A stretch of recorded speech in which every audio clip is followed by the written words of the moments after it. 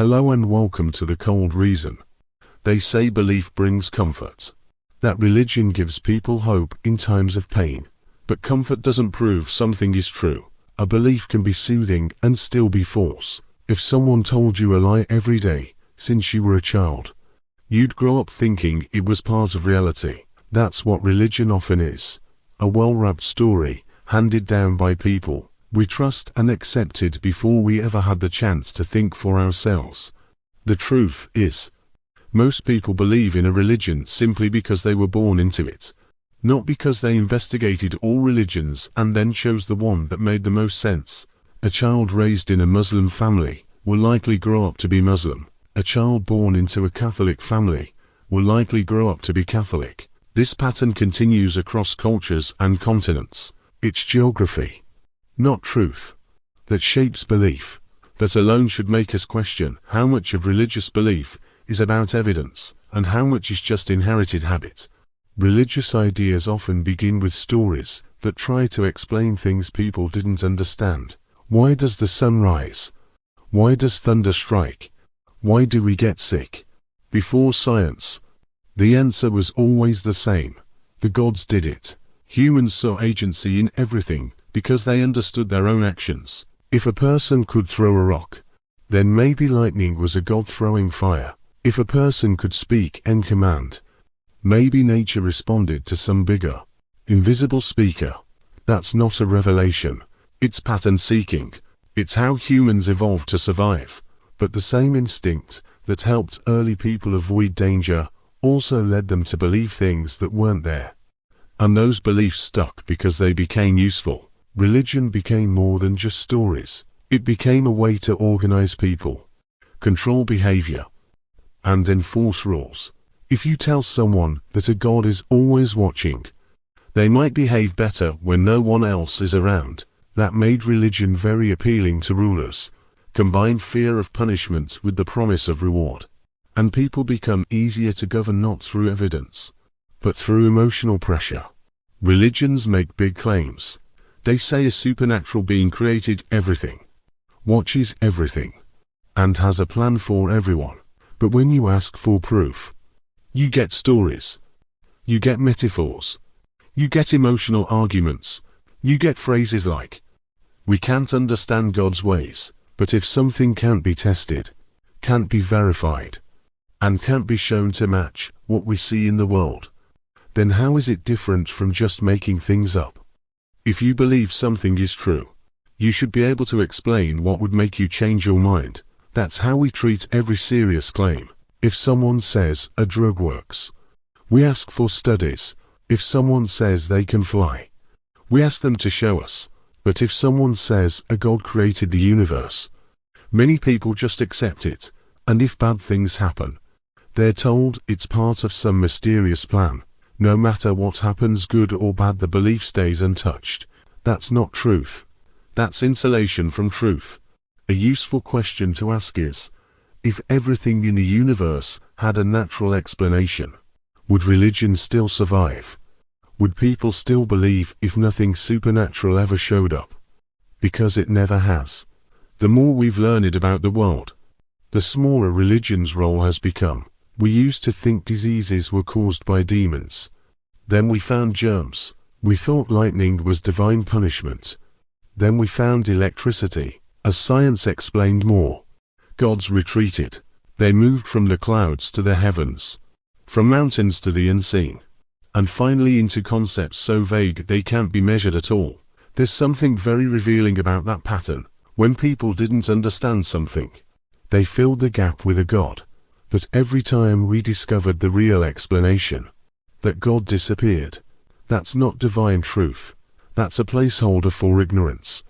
And yet, religion doesn't go away easily. That's because it's more than belief. It's identity. It's family. It's culture. It's the songs we hear growing up, the prayers we're taught to whisper, the holidays we celebrate. Beliefs are glued to deep emotions. And for many people, to question religion feels like betraying a part of themselves.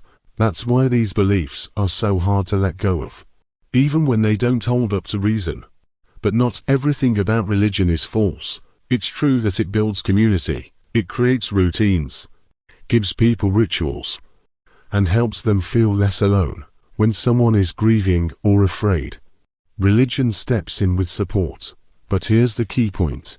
The comfort comes from people, from friends, from community, from shared moments, not from a supernatural being.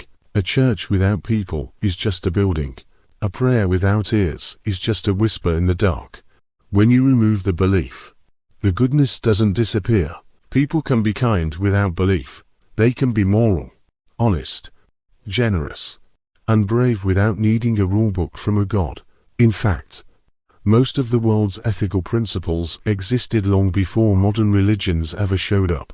The idea of fairness, care for others, responsibility, these come from shared human experience, not from commandments written in the desert. And here's something few people talk about. When you actually look closely at religious texts, many of them don't promote the kind of morality we admire today. They contain laws that allow slavery, punish harmless acts, and treat people unequally. So, what do most believers do? They skip those parts. They focus on the verses about kindness and ignore the rest. But if you have to cherry-pick the parts of your faith that aren't cruel or outdated, what does that say about the source? It's not rare to meet people who say they're religious, but they don't really follow the teachings. They don't give away all their money. They don't live in poverty. They don't refuse to plan for tomorrow. They don't turn away from their families if their beliefs clash. Most believers edit their religion to fit their life. And the more they do that, the more the belief stops looking like religion and starts looking like personal preference dressed up as divine command. Even so, some argue that religion is necessary to give life meaning, but meaning doesn't come from being told what to believe. It comes from choosing, from understanding, from building your own path. A belief that can't be questioned isn't a path, it's a cage. When you stop to really think about religious beliefs, not just what people say, but what they're actually claiming, you start to notice how strange they sound when stripped of tradition.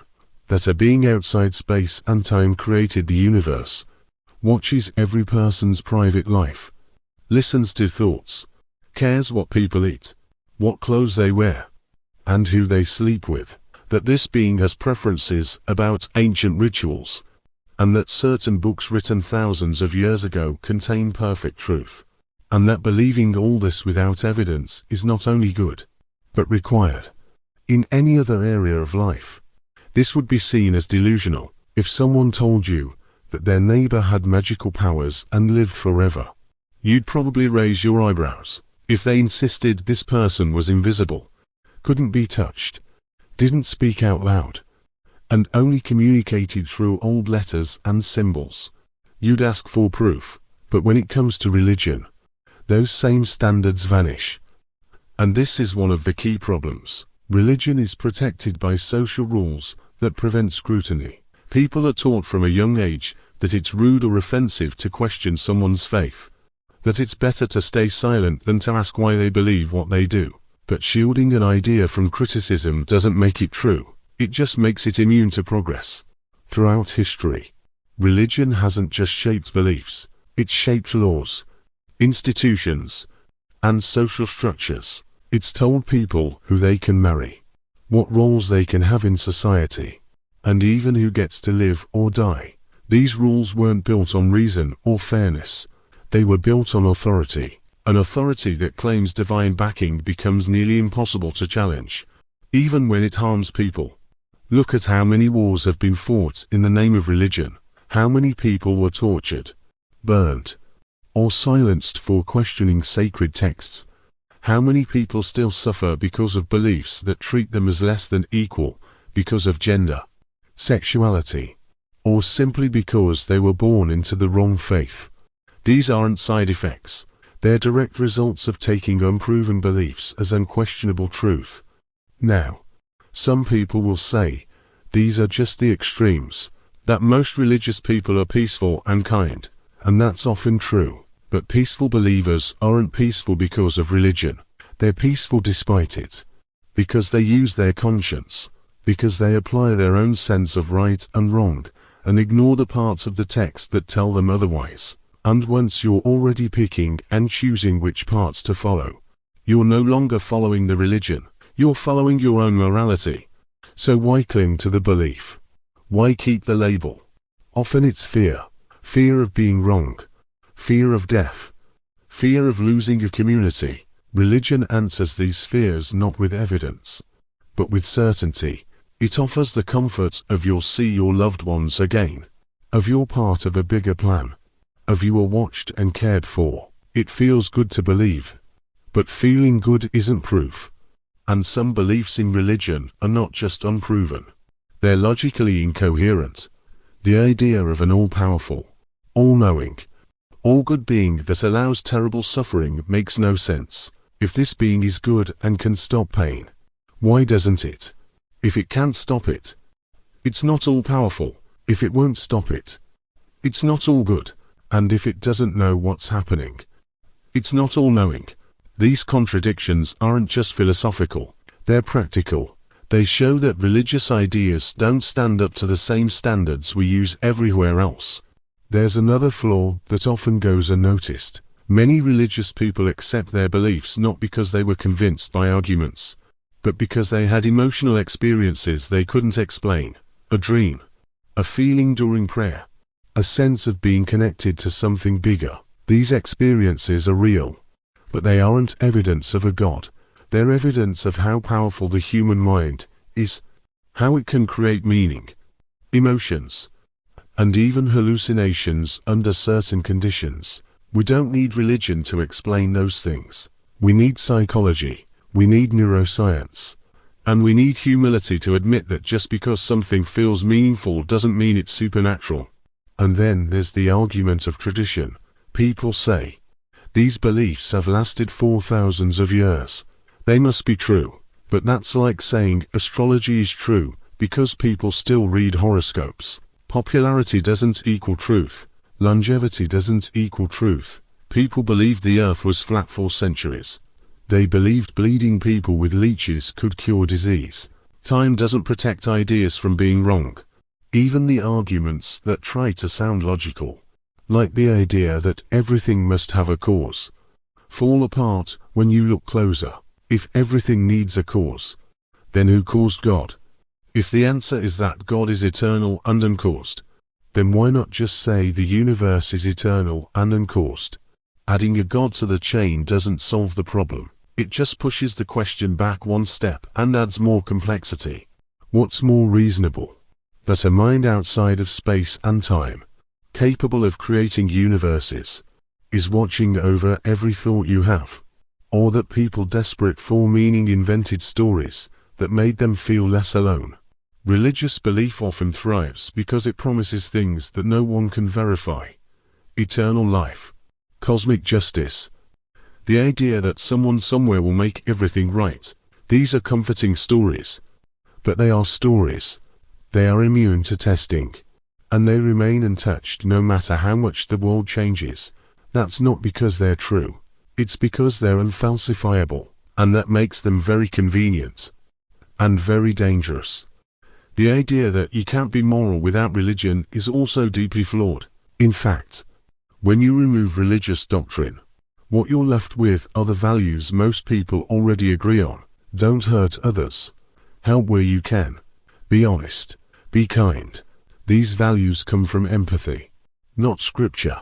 From living in a world with other people and learning how to treat them well. You don't need a God to understand fairness. You don't need a divine threat to do what's right.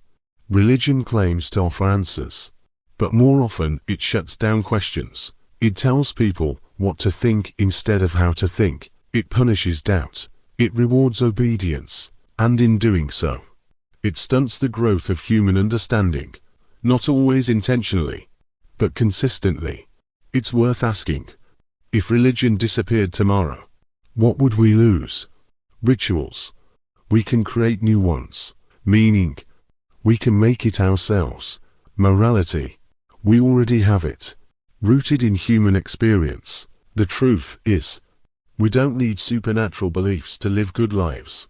We just need honesty, empathy, and the courage to admit what we know and what we don't. When you look at the full picture, What religion offers is not clarity.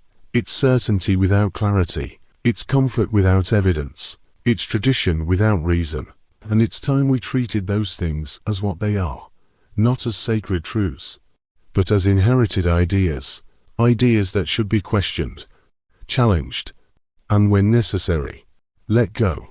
If we're serious about truth, we can't keep protecting beliefs just because they feel good. Truth doesn't owe us comfort. It only asks that we care enough to search for it. If this gave you something to think about, make sure to subscribe. It really helps more people find content like this. And I'm curious, where are you listening from? Drop your country or city in the comments. I'd love to see how far this conversation is reaching. Thanks for watching, and I will see you in the next one.